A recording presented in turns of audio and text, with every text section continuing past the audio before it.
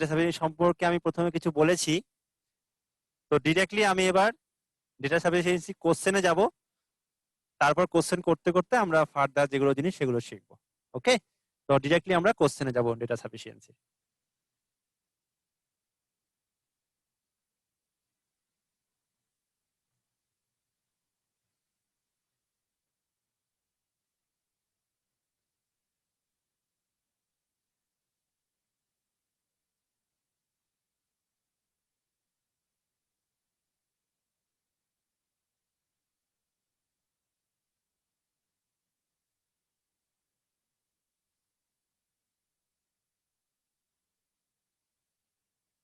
Data সাফিসিয়েন্সির ক্ষেত্রে আমি প্রথমে যেটা বলেছিলাম কিনা, ডেটা সাফিসিয়েন্সি প্রবলেমে আমাদের একটা কোশ্চেন দেওয়া থাকে, সেই কোশ্চেনের রেসপেক্টে আমাদের সেটা দুইয়ের জায়গায় তিনটেও থাকতে পারে। সেটা যটাই স্টেটমেন্ট থাকুক না কেন, আমাদের কাজ হচ্ছে ওই যে স্টেটমেন্ট গুলো দেওয়া আছে, that is the information, available data. তো ওই যে অ্যাভেলেবেল ডেটাগুলো আমাদের রয়েছে, সেই অ্যাভেলেবেল ডেটাগুলোতে আমাদের দেখতে হবে যে ওই অ্যাভেলেবেল ডেটাগুলো দিয়ে আমি কি ওই কোশ্চেনটা সলভ করতে পারছি কি পারছি না। কত আনসার বেরোলো সেটা কিন্তু এখানে ইম্পর্টেন্ট নয়, দ্য আনসার ইজ ইমমেটেরিয়াল। এক্ষেত্রে আমাদের যেটা করার দরকার, শুধুমাত্র the question can be solved or not as per the available data. তো দেখো একবার ডিরেকশন টু সলভটা একটু পড়ে নাও তোমরা। In each of the question below consists of a question and two statements, number 1 and 2, given below it. You have to decide whether the given data provided in the statements are sufficient to answer the question. Read both the statements and give answer. তো আমি যেটা বললাম সেটাই লেখা আছে এখানে। দুখানা স্টেটমেন্টকে আমাকে পড়তে হবে, পড়ার পরে আমায় কিন্তু এটা ডিসাইড করতে হবে যে আমি কোশ্চেনটা আনসার করতে পারবো কি পারবো না।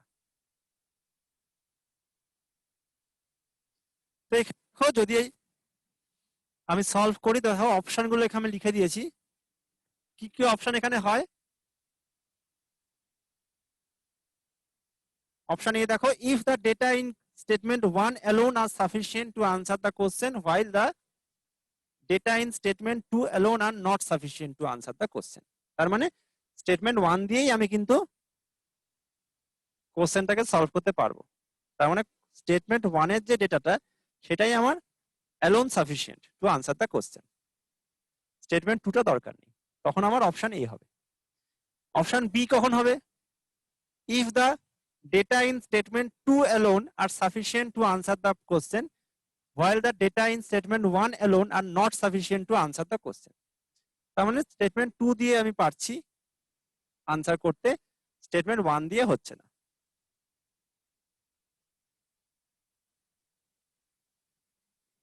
অপশন সি কি বলছে?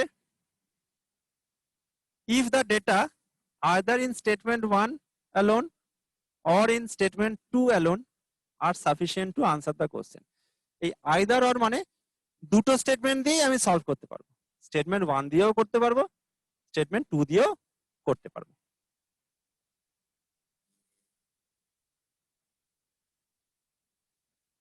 অপশন ডি দেখো কি বলছে, if the data given in both statements 1 and 2 together are not sufficient two answer the question. তার মানে স্টেটমেন্ট 1 আর 2 দুটোকেই কাজে লাগিয়ে কিন্তু আমি করতে পারছি না আনসার, তখন অপশন ডি আনসার হবে। আর অপশন ই, অপশন ই কখন আনসার হবে? If the data in both statements 1 and 2 together R necessary to answer the question. তার মানে দুটো স্টেটমেন্টকেই কাজে লাগিয়ে, দুটো স্টেটমেন্টকে সাইমালটেনিয়াসলি আমি যদি কাজে লাগাই তবেই আমি কোশ্চেনটা সলভ করতে পারবো, আদারওয়াইজ পারবো না। তখন আমার অপশন ই হবে আনসার। তো এই হচ্ছে কিন্তু আমাদের করতে হবে, কোশ্চেনটা দেখতে হবে, কি কোশ্চেনে আমাকে আনসার করতে হবে। অ্যাভেলেবেল ডেটাগুলো দেওয়া থাকে স্টেটমেন্ট গুলোতে, 1 2 এরকম নাম্বারিং করা থাকে। আমাকে দেখতে হবে কোন স্টেটমেন্ট কাজে লাগিয়ে আমি কোশ্চেনে আনসার করতে পারছি না, করতে একদমই পারছি না। তো অ্যাকর্ডিংলি কিন্তু আমাদের ABCDE এই অপশনগুলো আছে, দে আর দ্য আনসার্স। একটা জিনিস শুধু আমি বলে রাখি ডেটা সাফিসিয়েন্সির ক্ষেত্রে, এই যে আমি আনসার বার করছি সেই আনসার কিন্তু ইউনিক হওয়া দরকার। একটা উদাহরণ দিয়ে দিই, এক্সাম্পল দিয়ে দেখো, তারপর আমি কোশ্চেনে যাব একদম।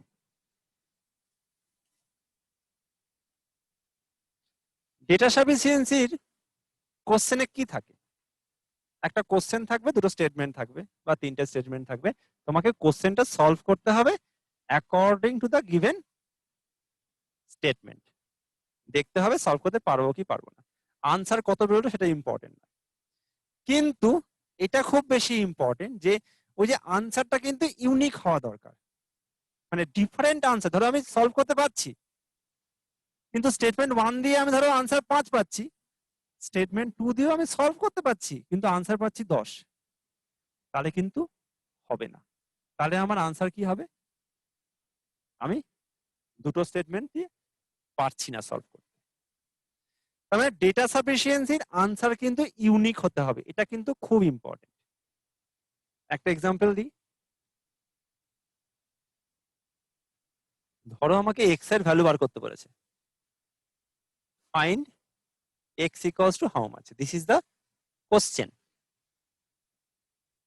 স্টেটমেন্ট ধরো নাম্বার 1 কি বলছে, ধরো x square equals to 4। Statement number 1 কি বলছে না x square equals to 4। Statement number 2 কি বলছে না x square equals to 9। Statement number 1 বলছে x square equals to 4 and the second statement is x square equals to 9.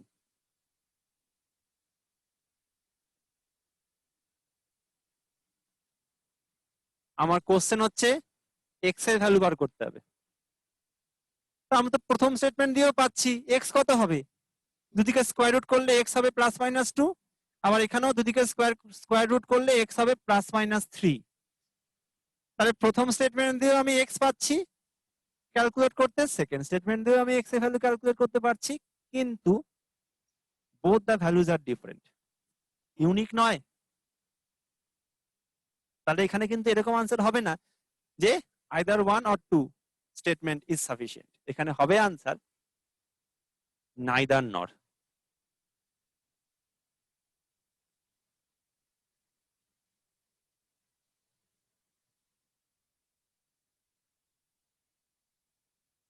in this case the answer will be neither nor।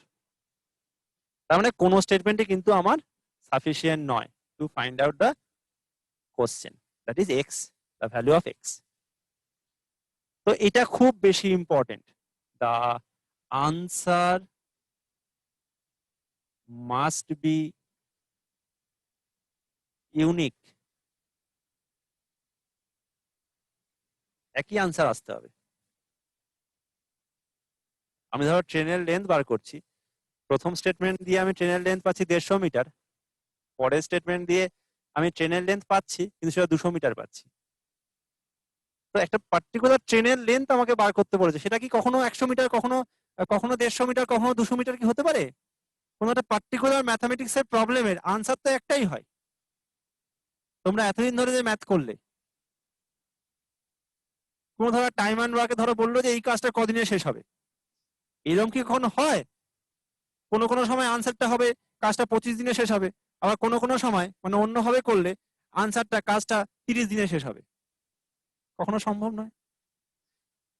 তার মানে statement 1 2 দিয়ে আমি apply করে ওগুলোকে কাজে লাগিয়ে আমি যে আনসারটা পাবো সেটাও কিন্তু একই হতে হবে। প্রথমটা দিয়ে যদি 25 দিন পাই, পরেরটা দিয়েও 25 দিনই পেতে হবে। যদি ডিফারেন্ট হয় তাহলে কিন্তু আমার আনসার হবে কোনো স্টেটমেন্টই সাফিসিয়েন্ট নয়। This condition is very important. বোঝা গেল? এবার দেখো ডিরেক্টলি আমরা কোশ্চেনে যাব। আমি বলে রাখি কোশ্চেন সলভ করার আগেই 99% problems of data sufficiency just question read করে আনসার করতে হয়, সলভ করতে হয় না, সলভ করতে নেই, কারণ ওখানে কিন্তু আনসার চাইনি। ডেটা সাফিসিয়েন্সি ওই জন্য আমরা লাস্টে করি, পুরো সিলেবাস কমপ্লিট করার পর তারপর ডেটা সাফিসিয়েন্সি করার দরকার। তার কারণ আমি সবই জেনে গেছি, the rules, methods of all the chapters, we know all these things. After that you have to do data sufficiency. সমস্ত লজিক গুলোকে মাথায় রাখতে হবে, সমস্ত নিয়মগুলোকে মাথায় রাখতে হবে, তারপরে গিয়ে তুমি করতে পারবে এটা কোশ্চেন দেখার পরে। কারণ কোশ্চেন সলভ করে আনসার বার করাটা এখানে শুধুমাত্র সময় নষ্ট করা ছাড়া কিছু নয়, কারণ আনসার এখানে চাইনি। শুধুমাত্র আমাকে দেখতে হবে যে কোন একটা পার্টিকুলার প্রবলেম সলভ করতে গেলে কি কি আমার ব্যাকআপ লাগে। ব্যাকআপ মিন্স ডেটা যদি থাকে সেগুলো তাহলে হবে, আদারওয়াইজ হবে না। ডিরেক্টলি কোশ্চেনে আমরা যাব, তাহলে তোমাদের একটা আইডিয়া হবে। দেখো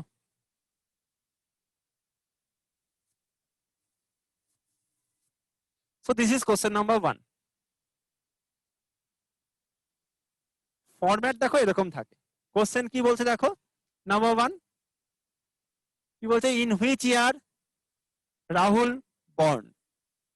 কোশ্চেন কি দিয়েছে যে কবে রাহুলের জন্ম হয়েছিল, এটা কোশ্চেন। তাহলে আমাকে এই যে রাহুলের জন্মটা কবে এটা জানার জন্য আমার কি কি অ্যাভেলেবেল ডেটা থাকা দরকার সেটা আমাকে আগে দেখতে হবে, সেগুলো আছে কিনা। দেখো স্টেটমেন্ট 1 কি বলছে, Rahul at present is 25 years younger to his mother. রাহুলের বর্তমান বয়স তার মায়ের থেকে 25 বছর কম।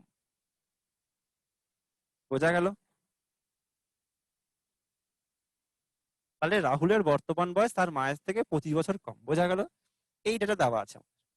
নেক্সট দেখো কি বলছে, স্টেটমেন্ট 2 দেখো কি বলছে, Rahul's brother who was born in 1964 is 35 years younger to his mother.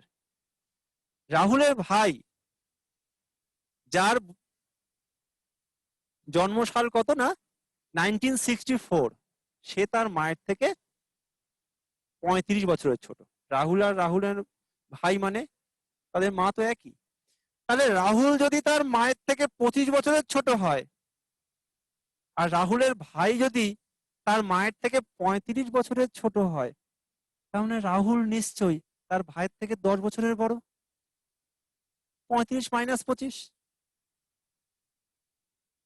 তাহলে রাহুল যদি তার ভাইয়ের থেকে 10 বছরের বড় হয়, রাহুলের ভাই দেখো 1964 সালে জন্ম হয়েছে, তাহলে রাহুলের নিশ্চয়ই 1964 থেকে 10 বছর আগে জন্ম হবে, তার মানে রাহুলের জন্ম হবে 1954 সালে। আমি আবার বলি, আমাকে এখানে রাহুলের বার্থ ইয়ার চেয়েছে, মানে কবে আমার রাহুলের জন্ম হয়েছিল। কি কি অ্যাভেলেবেল যেটা আছে, রাহুল তার মায়ের থেকে 25 বছরের ছোট, আর রাহুলের ভাই তার মায়ের থেকে 35 বছরের ছোট। তাহলে রাহুল নিশ্চয়ই তার ভাইয়ের থেকে 35 মাইনাস 25 10 বছরের বড় হবে। রাহুলের ভাইয়ের যদি আমার বার্থ ইয়ার 1964 হয়, রাহুল তো 10 বছরের বড়, 10 বছরের বড় মানে তো সে আগে জন্মাবে, তাই না? তাহলে 1964 মাইনাস 10, তো 1954, এটাই আমার হবে রাহুলের বার্থ ইয়ার। কিন্তু প্রশ্ন হচ্ছে পরীক্ষার সময় কিন্তু এটা সলভ করার ইম্পর্টেন্ট না, আমি সলভটা করলাম জাস্ট। পরীক্ষার সময় কিন্তু আমাদের এই ডেটাগুলোকে দেখে ভাবতে হবে যে এইগুলো আমার রয়েছে অ্যাভেলেবেল ডেটা, আমি এগুলো দিয়ে সলভ করতে পারবো কি পারবো না। যদি পারি তাহলে আনসার আমি দেখবো অপশনগুলোর মধ্যে কোনটা হবে। কারণ 1954 বার্থ ইয়ার অফ রাহুল এটা কোথাও চাইনি। কি চেয়েছে দেখো অপশনে এবিসিডি, দেখো কি চেয়েছে, 1 alone is sufficient while 2 alone is not sufficient, মানে শুধুমাত্র আমি এক থেকেই পাবো, দুই দিয়ে পাবো না, 2 নম্বর স্টেটমেন্ট দিয়ে পাবো না। বি কি বলছে, 2 alone is sufficient while 1 alone is not sufficient, তার মানে 2 দিয়ে পাচ্ছি কিন্তু 1 দিয়ে পাবো না। সি হচ্ছে আইদার 1 অর 2, মানে দুটো দিয়েই পাবো, both are individually sufficient। D কি বলছে, নাইদার নর, মানে কোনটা দিয়েই পাবো না।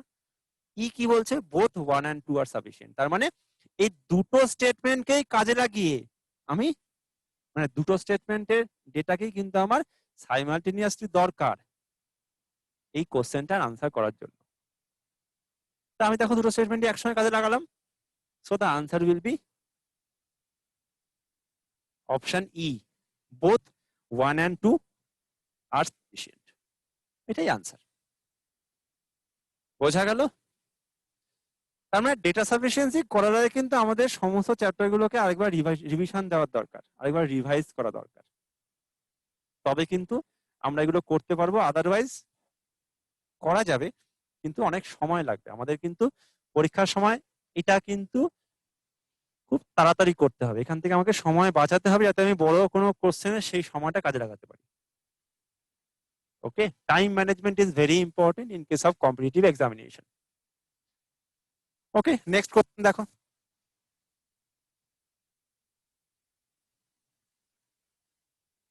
কোশ্চেন দেখো কি বলছে, what will be the total weight of 10 poles each of the same weight. তো আমার 10টা পোল আছে, প্রত্যেকটা পোলের ওজন সমান। আমাকে বলছে টোটাল ওয়েট, 10টা পোলের টোটাল ওয়েট কত হবে। স্টেটমেন্ট দেখো কি বলছে, 1/4 of the weight of each pole is 5 kg. তাহলে প্রত্যেকটা পোলের যদি আমি 1/4 এর ওয়েট পাই, সেটা কত, 5 কেজি। তাহলে 1/4 ওয়েট যদি 5 কেজি হয়, তাহলে টোটাল কি হবে, এক এক টোটাল ওয়েটের কত হবে পোলের, 1/4 যদি 5 কেজি হয়, তাহলে একটা পোলের হবে 20 কেজি, 5 4 20, তাহলে 10টা পোল পেয়ে যাব। কত আমার দরকার নেই, আমি একদম পরীক্ষার সময় তোমরা যেভাবে করবে সেভাবে করো, সেভাবেই করতে বলছি। কোন একটা পার্টিকুলার পোলের 1/4 যদি 5 কেজি হয়, তাহলে আমি একটা পোলের পাবো, একটা পোলের পেলে 10টা পোলের পাবো। তার মানে স্টেটমেন্ট 1 দিয়ে আমি কিন্তু কোশ্চেনটা আনসার করতে পারছি, কত আনসার দরকার নেই জানার। কোশ্চেন 2 দেখো, স্টেটমেন্ট 2 দেখো, the total weight of 3 poles is 20 kilogram more than the total weight of 2 poles। তাহলে তিনটে পোলের যা ওজন, সেটা দুটো পোলের ওজনের থেকে 20 কিলো বেশি। তার মানে তিনটে পোলের ওজন মানে 3p, দুটো পোলের ওজন মানে 2p, ডিফারেন্স হচ্ছে 20 কেজি। তাহলে একটা পোল হচ্ছে 20 কেজি, এখান থেকে আমি 10টা পোল পাবো। তার মানে স্টেটমেন্ট 2 থেকেও পাচ্ছি, তাহলে স্টেটমেন্ট 1 থেকেও পাচ্ছি, 2 থেকেও পাচ্ছি, তার মানে দে আর ইন্ডিভিজুয়ালি সাফিসিয়েন্ট। আমি স্টেটমেন্ট 1 শুধুমাত্র কাজে লাগেও কিন্তু আমি আনসার পাচ্ছি, স্টেটমেন্ট 2 শুধুমাত্র কাজে লাগেও কিন্তু আমি আনসার পাচ্ছি, তার মানে আইদার অর হবে। So the answer is C, either 1 or 2 is sufficient। Either or তখনই হয় যখন আমি প্রথম স্টেটমেন্ট দিয়েও আনসার পাচ্ছি, সেকেন্ড স্টেটমেন্ট দিয়েও আনসার পাচ্ছি, both the statements are individually sufficient to answer the given question, then the answer will be either or. In this problem, from statement 1 you can find out the total weight of 10 poles, from statement 2 also you can find out the total weight of 10 poles, so the answer is either or. Okay, now next problem দেখো।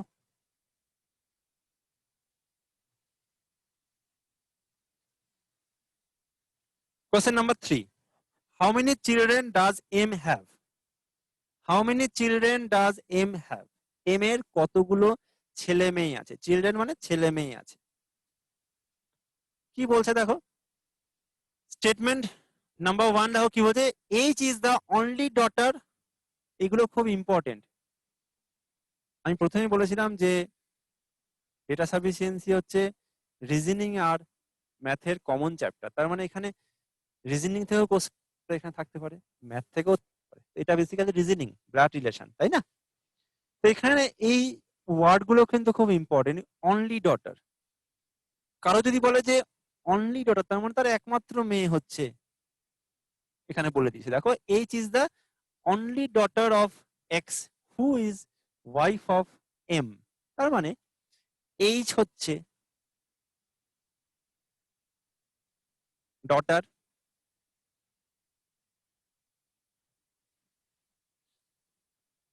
Of X who is wife of M. তার মানে x আর M হচ্ছে বাবা মা,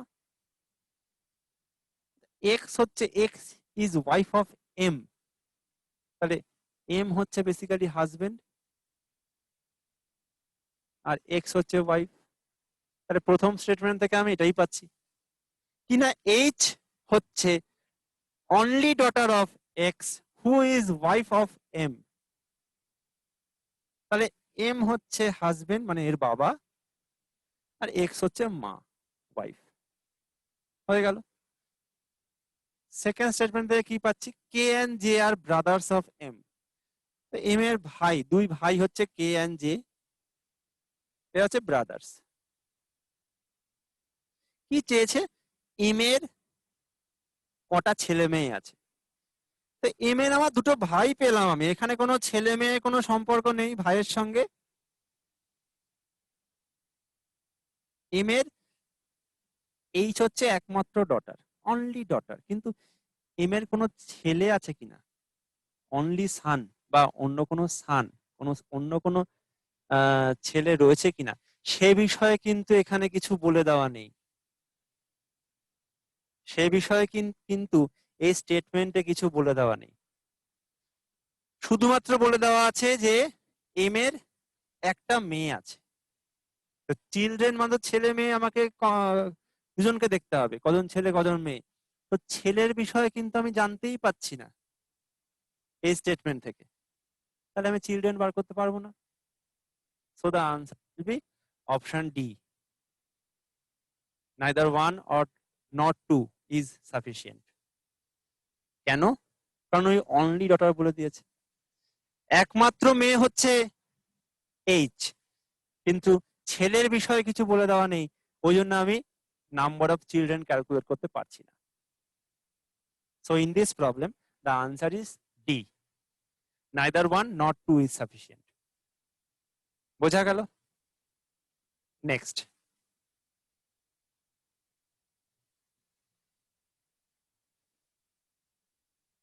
question দেখো, how much was the total sell of the company, how much of the total sell of the company, এটাই question. The কোম্পানির total sell আমাকে বার করতে হবে।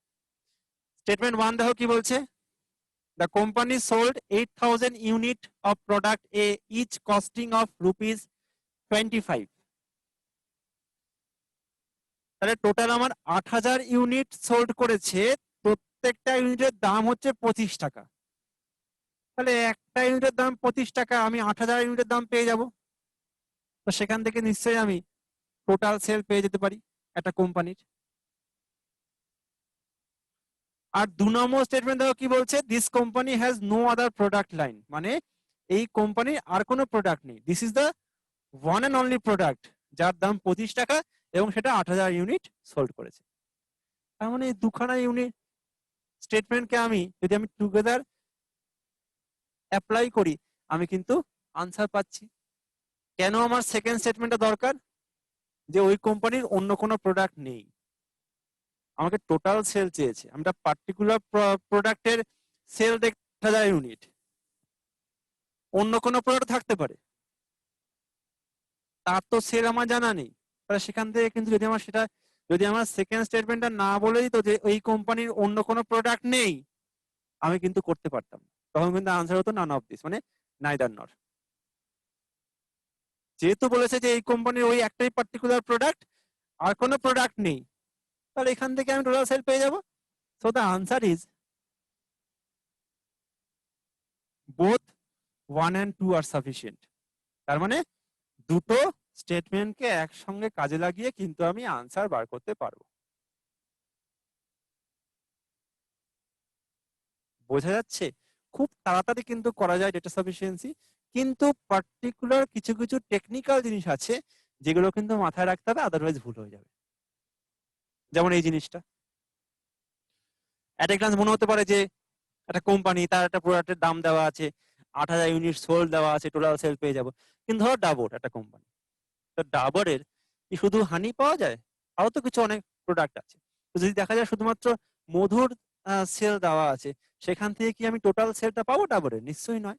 তার মানে ডাবরের কিন্তু আমার সমস্ত প্রোডাক্টের আমার টোটাল সেল বার করতে হবে, ইন্ডিভিজুয়াল সেল বার করতে হবে, দেন অ্যাড করতে হবে, দেন আমি টোটাল সেল পাবো। তাহলে এখানেও ধরো কোম্পানি, যে কোম্পানি দিয়েছে সেই কোম্পানির একটা পার্টিকুলার প্রোডাক্টের যদি দেওয়া থাকে সেল, যদি আমার এটা না লেখা থাকে যে ওর আর কোনো প্রোডাক্ট নেই, তাহলে সো টিকালি জিনিসটাকে আমায় কিন্তু ভাবতে হবে, তবে তুমি করতে পারবে। নেক্সট কোশ্চেন দেখো।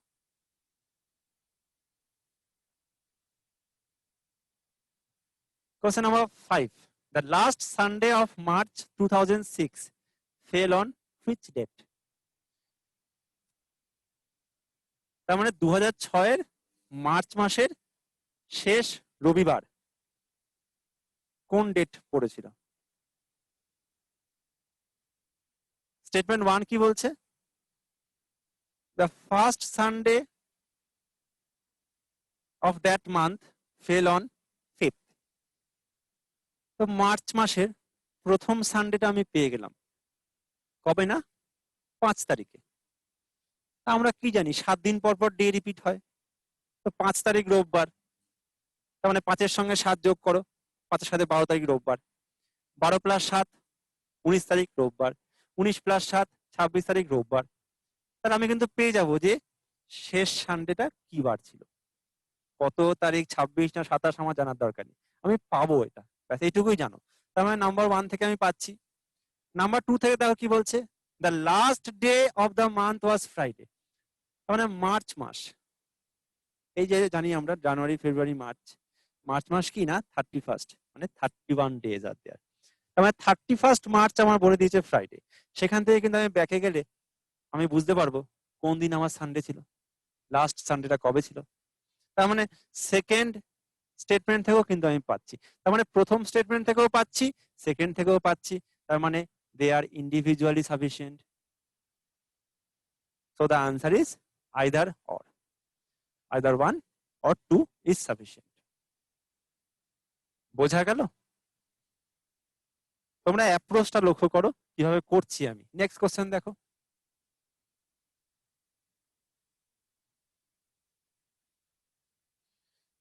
Question number 6। কোশ্চেন দেখো কি বলছে, how is no coded in the code language? তো this is again a reasoning problem. Code language মানে এটা চ্যাপ্টারটার নাম হচ্ছে coding. This is from coding decoding chapter. তো এখানে দেখো কি বলছে, একটা ওয়ার্ড দিয়েছে নো, এইটা কোডটা আমি দুখানা স্টেটমেন্ট দেওয়া আছে, আমি কোন স্টেটমেন্ট থেকে পাবো? তো দেখো এখানে স্টেটমেন্ট 1 কি আছে, একটু লিখে নি দেখো। তো এখানে লেখাই আছে নি পা সিক লো, দ্যাট মিনস বাট নো নান এন্ড, এই আমার দেওয়া আছে। কি বলছে দেখো, নি পা SICLO মিনস দেখো কি বলছে, বাট নো নান এন্ড। আরেকটা দেখো কি লেখা আছে, পা লো লে নি, that is if none and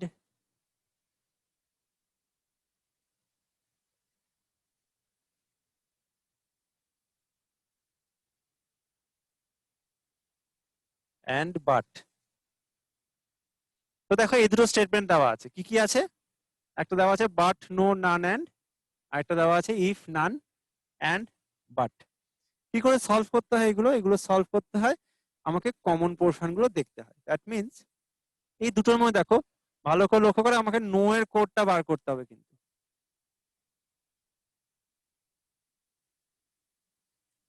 এখানে দেখো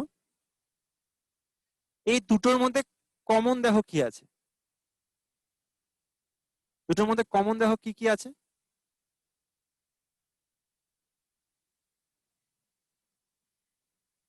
এনি দেখো নি কমন আছে, আর কি দেখো কি কমন আছে,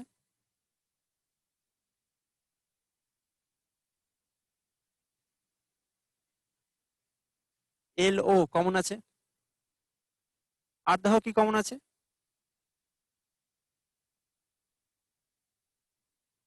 টি এ কমন আছে, তাই না? তো বাঁদিকে আমি কমন গুলো পেয়ে গেলাম, any, L O R P A. বাঁদিকে কমন পেয়ে যাওয়া মানে এবার ডান দিকে কমন দেখবো। দেখো বাট আছে, নান আছে, অ্যান্ডও আছে common.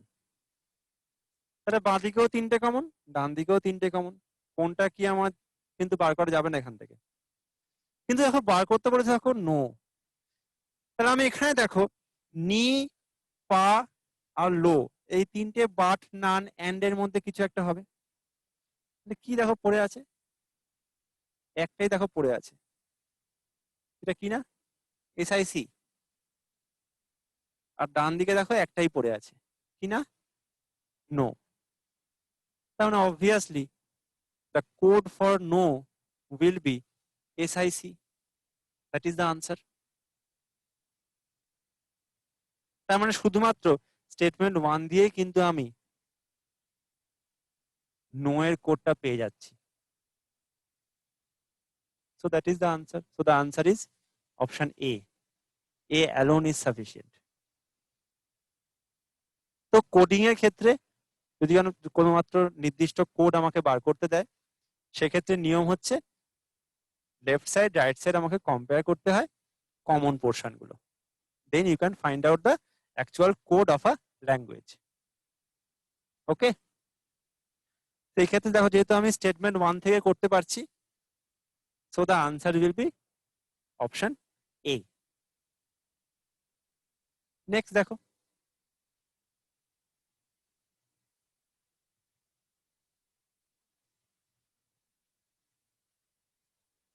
question number 7. Who among P, Q, T, V and M is exactly in the middle when they are arranged in ascending order of their heights?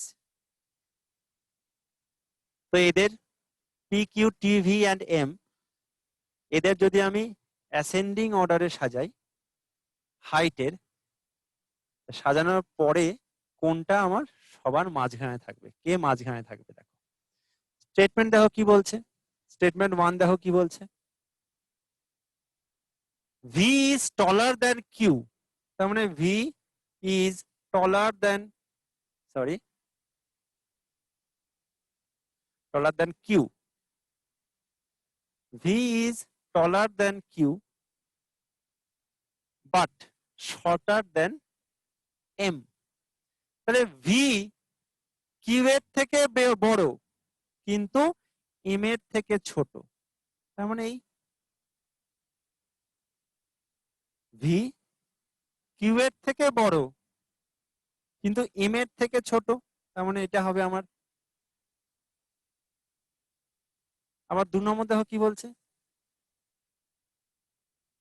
T is taller than Q and M, তাহলে T taller than Q and M মানে দুটোর থেকেই T কিন্তু বড়, but shorter than P। T Q আর M এর থেকে বড় কিন্তু P এর থেকে ছোট। এবার এই দুটোকে যদি আমি কম্বাইন করে দিই, মানে একসঙ্গে লিখবো, তো কি হবে এটা? কম্বাইন করলে কি হবে, টি তো আমার কিউ এম এর থেকে বড়, তো এটা তো অলরেডি এখানে রয়েছে, তার মানে এম ভি কিউ তো রয়েছে, এর থেকে বড় টি, কারণ টি তো এম আর কিউ এর থেকে বড়। এম আর কিউ এর থেকে বড় মানে অবভিয়াসলি ভি এর থেকেও বড় হবে।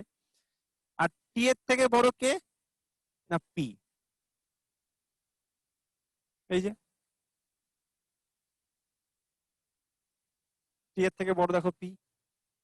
তো দেখো আমার কম্বাইন্ড রিলেশন পেয়ে গেলাম। এখান থেকে আমি অবশ্যই পেয়ে যাব কোনটা মিডিলে আছে। কে মিডিলে আছে? দেখো এম। তাহলে দুটো ইকুয়েশন, দুটো স্টেটমেন্ট আমি দেখো একসঙ্গে কাজে লাগালাম, সাইমালটেনিয়াসলি আমি কাজে লাগালাম, নিয়ে আমি আনসার পেলাম। So the answer is E, both 1 and 2 are sufficient. বোঝা গেল? নেক্সট দেখো,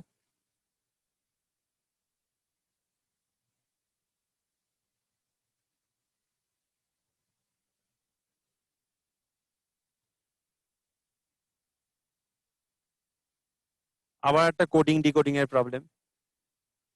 which code word stands for good in the coded sentence সিন কো বাই, which means he is good?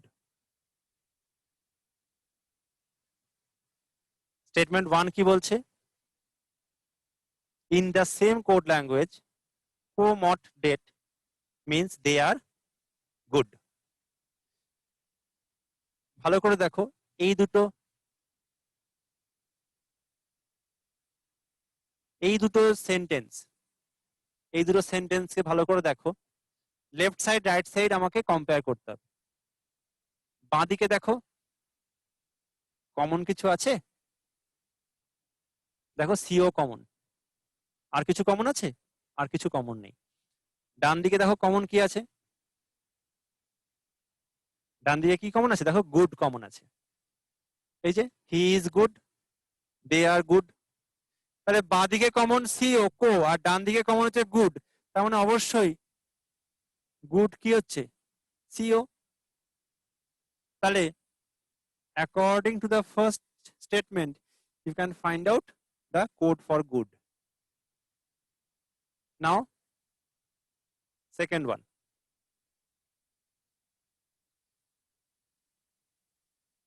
আবার বাঁদিক দেখো,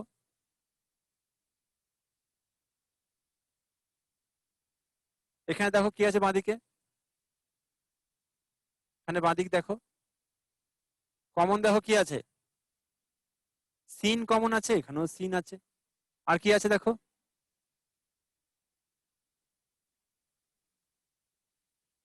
বাই, এখানেও দেখো বাই কমন আছে, তাই না? আর ডান দিকে দেখো কি কি কমন আছে? হি কমন আছে, আবার ইজও কমন আছে। তাহলে হি আর ইজ আমি পেয়ে গেলাম, কি কিনা সিন আর বাই। তাহলে অবশ্যই গুড কি না কো। তাহলে এখান থেকে আমি পাচ্ছি from the second statement also you can find out the code for good is co, co। তার মানে both the statements are individually sufficient। আবার দেখো আনসারটা কি ইউনিক, দুটো যদি দেখো কো এসছে কোড, প্রথমটায় ধরো সিও, অন্য যদি অন্য কিছু আসতো, প্রথমটা যদি গুড ধরো সিও কোড হলো, পরেরটাই দেখা যেত গুডটা সিন হয়ে গেছে, SIN হয়ে গেছে, তাহলে কিন্তু আনসার হতো নাইদার নর। এখানে দুটো দেখো আনসার সেম মানে ইউনিক আছে। So the answer is either 1 or 2 is sufficient। তার মানে both the statement is individually sufficient। So the answer is C। Next দেখো,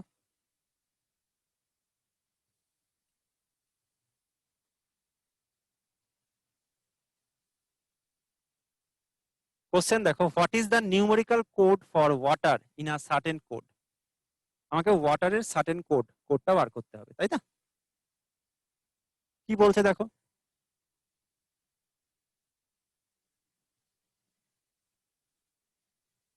what is the numerical code for water?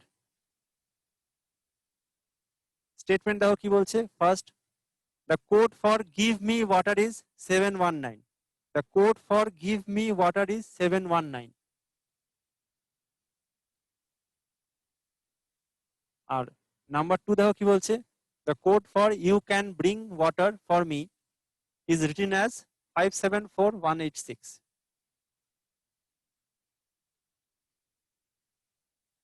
আমায় কোনটা বার করতে হবে দেখো? বার করতে হবে ওয়াটারের কোড। এখানে দেখো বাঁদিকে আমি যদি কম্পেয়ার করি কমন পোর্শন কি কি পাচ্ছি, দেখো কি কি পাচ্ছি এখানে, মি আছে বাঁদিকে, আর কি আছে, ওয়াটার আছে, আর কিছু আছে? তাহলে এখানে বাঁদিকে মি ওয়াটার দুদিকে কমন, আর ডান দিকে দেখো কি কমন আছে, ওয়ান আছে, আর কি কমন আছে, ডান দিকে ওয়ান কমন আছে, আর দেখো 7 কমন আছে, তাই না? তার মানে আমাকে ওয়াটারের বার করতে হবে কোড। এখানে দেখো মি আর ওয়াটার 7 আর 1 এর মধ্যে যে কোনো একটা হবে, কিন্তু কোনটা হবে? তাহলে ওয়াটার কি হবে, আইদার 7 অর 1, ওয়াটার আইদার 7 হবে আর কি হবে, 1 হবে। তার মানে ওয়াটার 7 বা 1 এর মধ্যে যে কোনো একটা হবে, কিন্তু কোনটা হবে আমি বুঝতে পারছি না। তো মি আর ওয়াটার যে কোনো একটা 7 বা 1 এর মধ্যে যে কোনো একটা হবে, কিন্তু পার্টিকুলারলি ওয়াটারের কোড কোনটা, 1 না 7, এটা আমরা বুঝতে পারবো না। তাহলে এখানে আনসার কি হবে, অপশন ডি, নাইদার নর। আরো অন্য সাপোর্টিভ স্টেটমেন্ট, অন্য ডেটা, আরো এক্সট্রা ডেটা দরকার এখানে এই পার্টিকুলার কোডটা বার করার জন্য। So the answer will be option D, neither নর। বোঝা গেল? নেক্সট দেখো,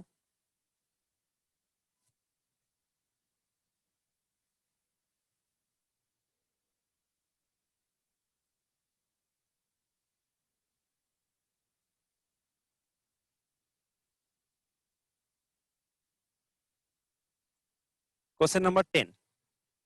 How many visitors saw the exhibition yesterday? তো বলছে কজন ভিজিটার আমার এক্সিবিশনটা দেখেছিল গতকাল। স্টেটমেন্ট 1 কি বলছে, each entry pass holder can take up to 3% with him or her. তার মানে প্রত্যেকটা পাসে ম্যাক্সিমাম 3 জনকে নিয়ে যাওয়া যাবে। তার মানে একজনও নিয়ে যাওয়া যাবে, দুজনও নিয়ে যাওয়া যাবে, 3 জনও নিয়ে যাওয়া যাবে, কিন্তু নট মোর দ্যান 3। ম্যাক্সিমাম 3 জনকে আমি একটা পাসে অ্যালাউ করতে পারবো, কিন্তু অ্যাকচুয়ালি আমি কজন নিয়ে যাচ্ছি সেটা কিন্তু জানা যাচ্ছে না। তাহলে স্টেটমেন্ট 1 থেকে আমি কি পাচ্ছি, একটা পাসে আমি ম্যাক্সিমাম 3 জন পাচ্ছি, নিয়ে যেতে পারি। স্টেটমেন্ট 2 দেখো কি বলছে, ইন অল 243 passes were sold yesterday. Total 243টা পাস আমার সোল্ড হয়েছে, বিক্রি হয়েছে।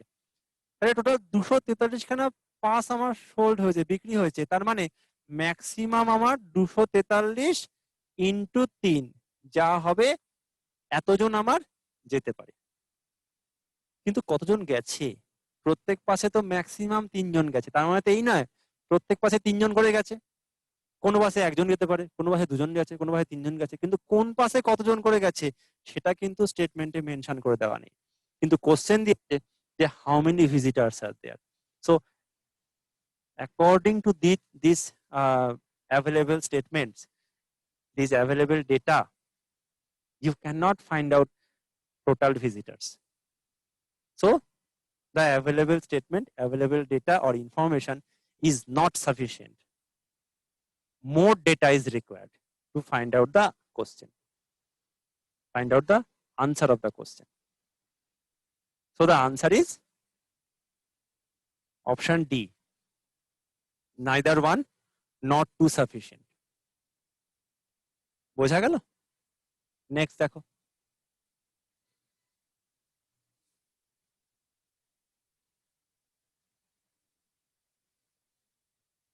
question number 11. What is Shuman's rank from the top in a class of 40 students? তো বলছে কি না, একটা 40 জন স্টুডেন্টের ক্লাসে আমাকে সুমনের র্যাঙ্ক বার করতে হবে ফ্রম দ্য টপ, মানে ওপর থেকে কত র্যাঙ্কে আছে। কি করে বার করবো দেখো, স্টেটমেন্ট দেখো 1 কি বলছে, Suman is 3 ranks below Dipak from the top. ধরো কি করে বার করতে হয় দেখো, ছবি আঁকতে হয়, র্যাঙ্কিং, এটা হচ্ছে র্যাঙ্কিং, র্যাঙ্কিং এন্ড সিকোয়েন্স চ্যাপ্টারের নাম।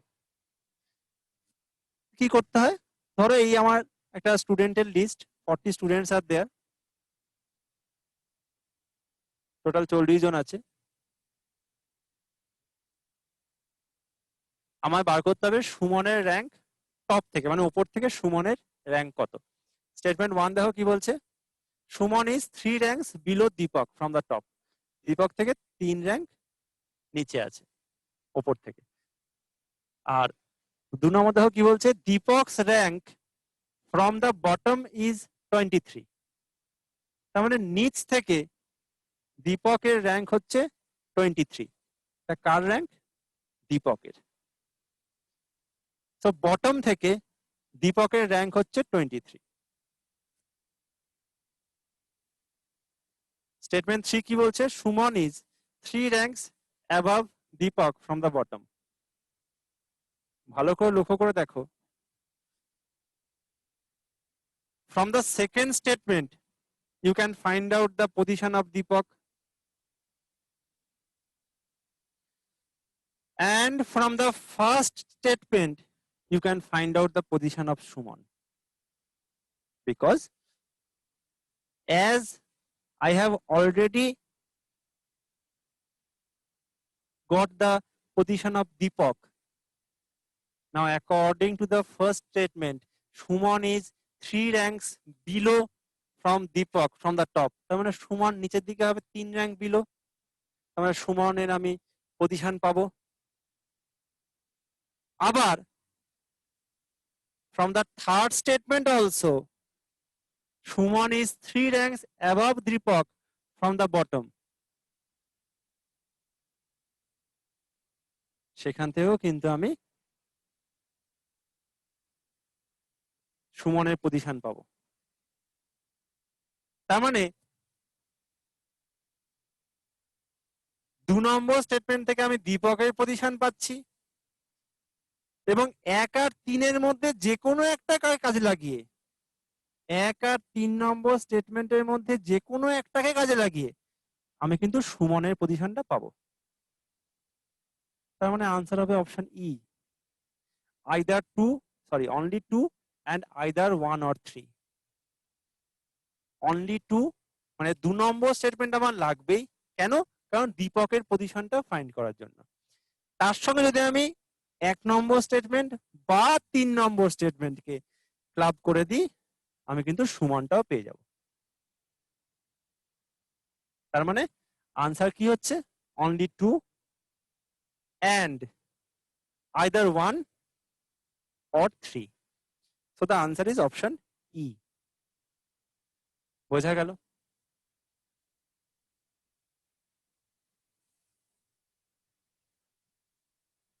নেক্সট কোশ্চেন কি বলছে, 5 persons are there, A B C D E are sitting in a row, who is sitting in the middle? তো সিটিং অ্যারেঞ্জমেন্টের কোশ্চেন। দেখো স্টেটমেন্ট কি বলছে,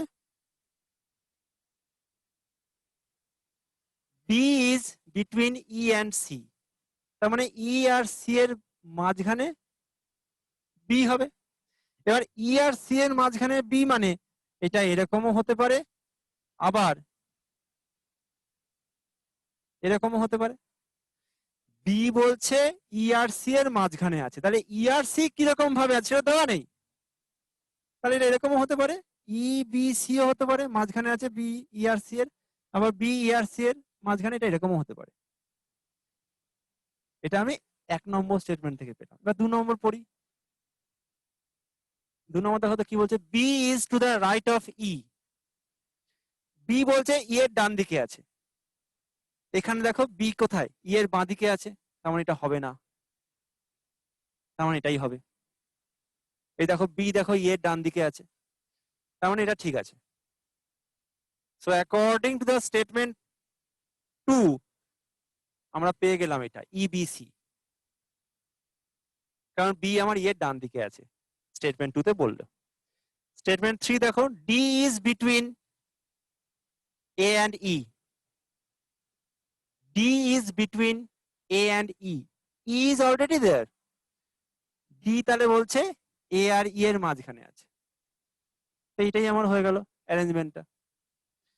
এই অ্যারেঞ্জমেন্ট যদি পেয়ে যায় তাহলে আমার কি বলছে, কে মাঝখানে, মাঝখানে তো পেয়ে গেলাম, কিনা ই হবে মাঝখানে।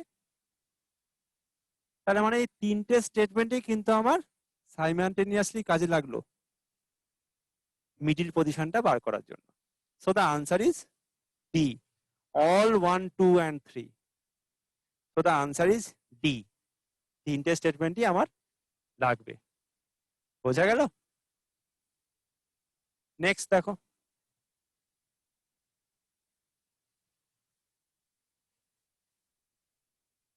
again this is a code.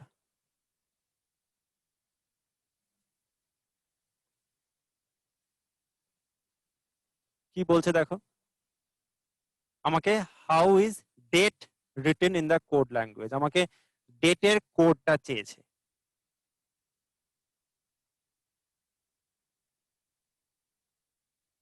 কোশ্চেনটা সলভ করার জন্য দেখো স্টেটমেন্ট 1 দেখো কি বলছে, dr is written as $# then question mark. Statement 2 দেখো কি বলছে, ট্রিট, তারও দেখো কোড গুলো দেওয়া আছে। ভালো করে লক্ষ্য করে দেখো, এই ডিআর আর ট্রিট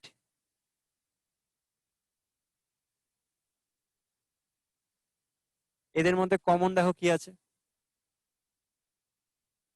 ডিআর আর ট্রিটের মধ্যে কমন দেখো কি আছে,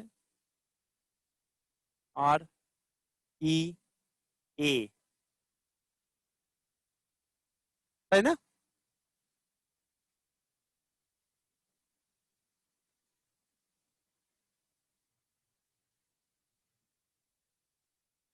ডান দিকটা দেখে নাও একবার, পার্সেন্টেজ, কোশ্চেন মার্ক, হ্যাশ, @, আর ডান দিকে দেখো কি কমন আছে,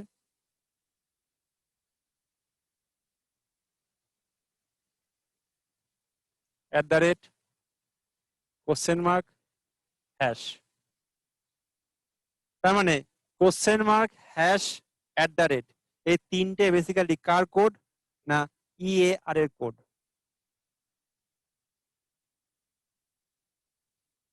তাহলে আমার দেখো এখানে দুটো কোড রিপিট হয়েছে, কিনা টি এর, তার মানে পেয়ে গেলাম কিনা টি এর কোড হচ্ছে পার্সেন্টেজ। আর কি পাবো, এখানে তিনটে কোড আমি EAR এর পেলাম, তাহলে ডলার কার হবে, ডি এর কোড হবে। তার মানে ডি এর কোড আমি কি পেলাম, ডলার। আচ্ছা আমাকে দেখো ডেটের কোড চেয়েছে, আমি ডি জেনে গেছি, ই জেনে গেছি, সরি ডি জেনে গেছি আর টি জেনে গেছি। আমি ডি জানি আর টি জানি, তো ডি আর টি যদি আমি জানি, এখানে দেখো ই এটাও তো আমার জানা, মানে EAR তো আমার হ্যাশ, @ আর কোশ্চেন মার্কের মধ্যে যে কোনো একটা হবে। তা আমি ডি আর টি যদি জানি, এখানে EAR টাও জানতে পারবো, একই ব্যাপার। কি করে, ভালো করে দেখো, EAR দেখো হ্যাশ, @ কোশ্চেন মার্ক, তার মানে ইটা হ্যাশ, এটা @ আরটা কোশ্চেন মার্ক। কেন বললাম, এখানে দেখো আরটা আগে আছে, দেখো কোশ্চেন মার্কটা আগে আছে।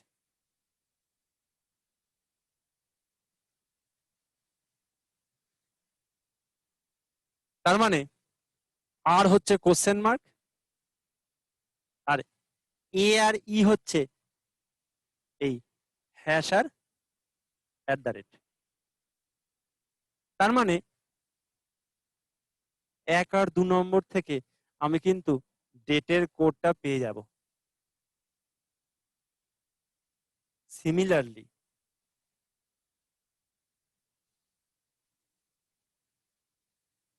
1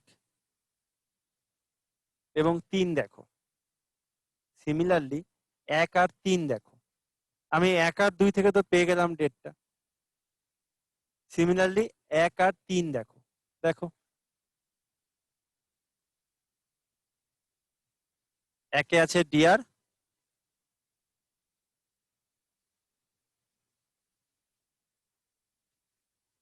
3 এ আছে টিআর।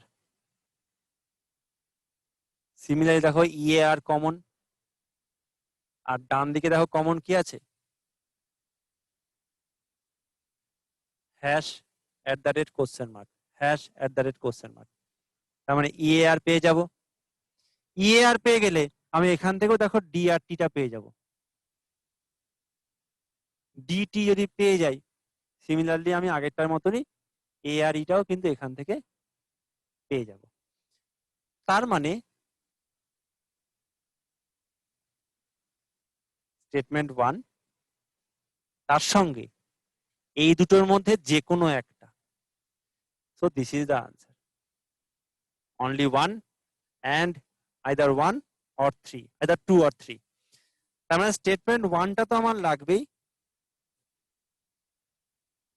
তার সঙ্গে 2 বা 3 এর মধ্যে যে কোনো একটা, হয় 2 নম্বর না হয় 3 নম্বর লাগবে।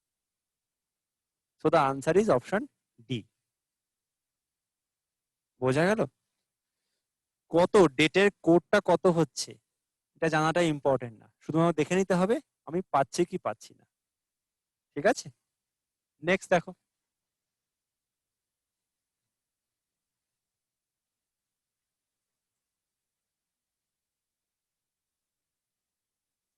কোশ্চেন দেখো কি বলছে, in which year was Sanjay born. কি বলছে, Sanjay is 6 years older than Gopal.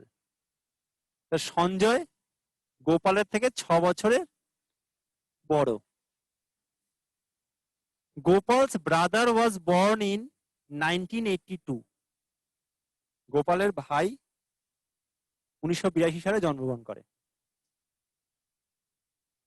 3 নম্বর কি বলছে, Sanjay's brother is 2 years younger than Gopal's brother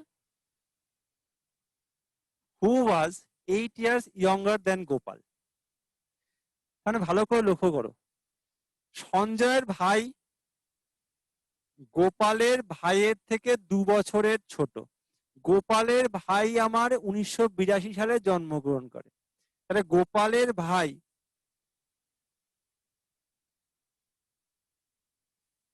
গোপালের ভাই গোপালের ভাই আমার 2 বছর ইয়ঙ্গার, 2 years ইয়ঙ্গার। তাহলে সঞ্জয়ের ভাই যদি গোপালের ভাইয়ের থেকে 2 বছরের ছোট হয়,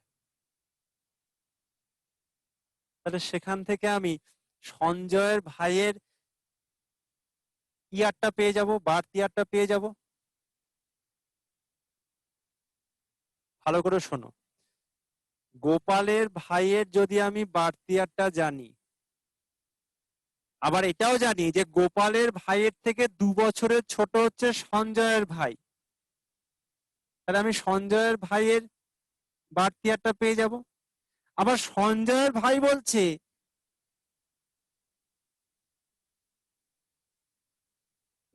he is 8 years younger than Gopal. আবার সঞ্জয়ের ভাই যদি আমি বার্থ ইয়ারটা পেয়ে যাই, সঞ্জয়ের ভাই হচ্ছে গোপালের থেকে 8 বছরের ছোট, তো সেখান থেকে আমি গোপালেরটা পেয়ে যাব। আর গোপাল যদি আমি পেয়ে যাই তাহলে সঞ্জয় পেয়ে যাবো, কারণ সঞ্জয় হচ্ছে গোপালের থেকে 6 বছরের বড়। দেখো স্টেপ বাই স্টেপ প্রসেসে আমি কিন্তু শেষে সঞ্জয়টা পাচ্ছি। প্রথমে গোপালের ভাইয়ের ডেট অফ বার্থটা দেওয়া আছে 1982। সঞ্জয়ের ভাই হচ্ছে গোপালের ভাইয়ের থেকে 2 বছরের ছোট, তাহলে সঞ্জয়ের ভাইয়ের কত হবে? 1984 হবে। 2 বছরের ছোট মানে 2 বছর পরে হবে না জন্মগ্রহণ করেছে। তার মানে সঞ্জয়ের ভাইয়ের বার্থ ইয়ার হবে 1984। সঞ্জয়ের ভাইয়ের যদি 1984 হয়, সঞ্জয়ের ভাই হচ্ছে গোপালের থেকে 8 বছরের ছোট। সঞ্জয়ের ভাই হচ্ছে গোপালের থেকে 8 বছরের ছোট, তার মানে গোপাল সঞ্জয়ের ভাই থেকে 8 বছরের বড় হবে। তাহলে 1984 থেকে 8 বিয়োগ করে দেবো, তাহলে গোপাল পেয়ে যাব। তার মানে 1976। 1976 যদি আমার গোপালের বার্থ ইয়ার হয়, আমাদের সঞ্জয় হচ্ছে 6 বছরের বড়। কার থেকে? না গোপালের থেকে। গোপালের বার্থ ইয়ার 1976, সঞ্জয় হচ্ছে 6 বছরের বড়, তার মানে আরো 6 বছর কমে যাবে, তার মানে 1970 হবে সঞ্জয়। তো এভাবে স্টেপ বাই স্টেপ আমরা কিন্তু সঞ্জয়ের বার্থ ইয়ারটা পেয়ে যাব। কারণ এখানে কি হচ্ছে, তিনটে স্টেটমেন্টই কিন্তু আমার সাইমালটেনিয়াস কাজে লাগছে। So the answer is all 1, 2 and 3. That is the answer. Okay. Now the last problem.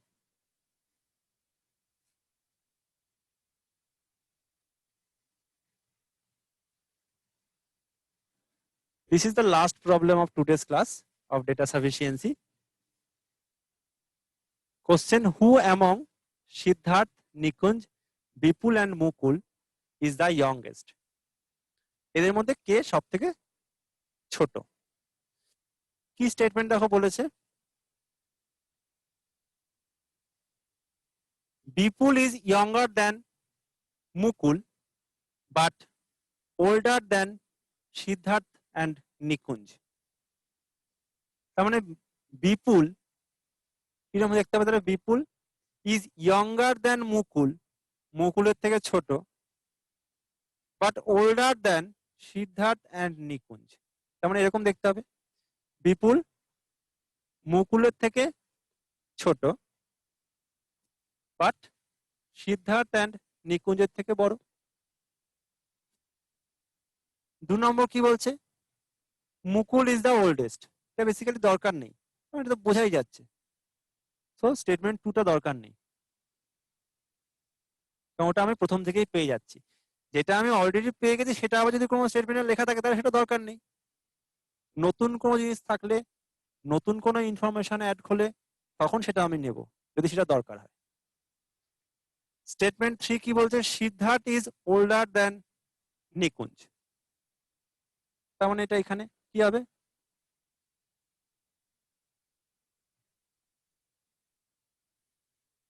Siddharth is older than Nikunj. So this is the combined relation between these 4.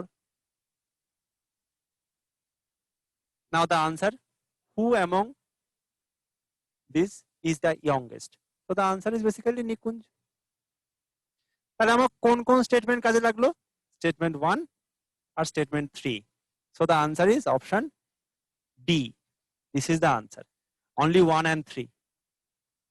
তার মানে স্টেটমেন্ট 1 এবং 3 থেকে আমরা কিন্তু কি পাচ্ছি, এদের মধ্যে কে youngest. So that is the answer.